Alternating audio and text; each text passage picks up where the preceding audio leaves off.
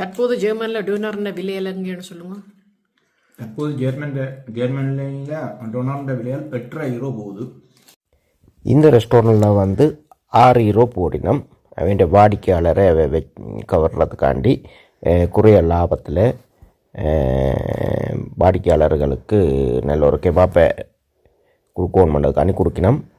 நல்ல ஒரு சுத்தமான சுவையான ஒரு 6 யூரோக்கு இந்த விலைக்கு ஏற்ற தரமான ஒரு கெபாப் நான் கனகாலமாக வேண்டிங்கன்னு சாப்பிட்றோம். நாங்கள் பாருங்க எப்படின்னு சொல்லி உரைப்பு இல்லையண்டா உரைப்பு அதுக்கேற்ற மாதிரி போடுவினோம்.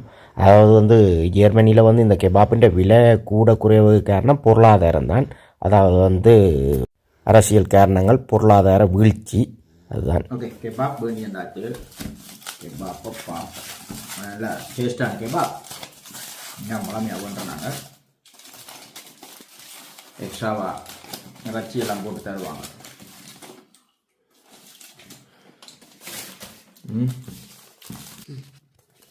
இது வேணும்.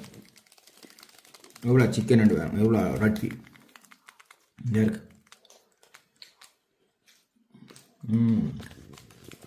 இது வேணும். நல்ல உரைப்பு. இது வந்து சலாட்டுது.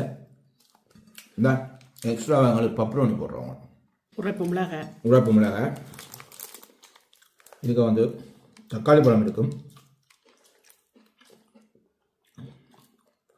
வெங்காயம் இருக்கும்,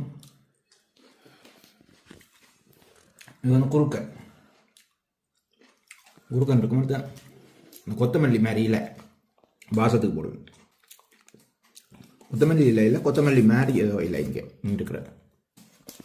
இந்த பக்கம் இப்படி இருக்கும், இந்த பக்கம் இப்படி அந்த சூடாக்குறது. ஓகே, இது வேணும்.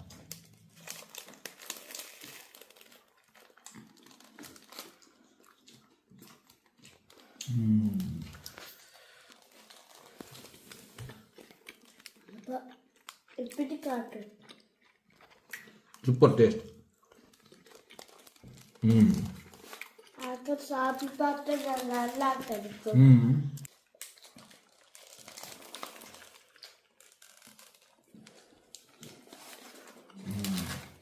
போட்டுலாம் கிடைக்கும். ரம்மியாக லெக்கால் கிடைக்கும்.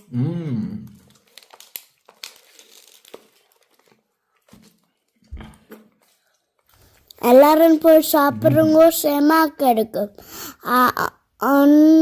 எல்லாம் ஆக்கள் போய் சாப்பிட்றவங்க. நீங்கள் எல்லாம் லோட்டு சாப்பிடணும்.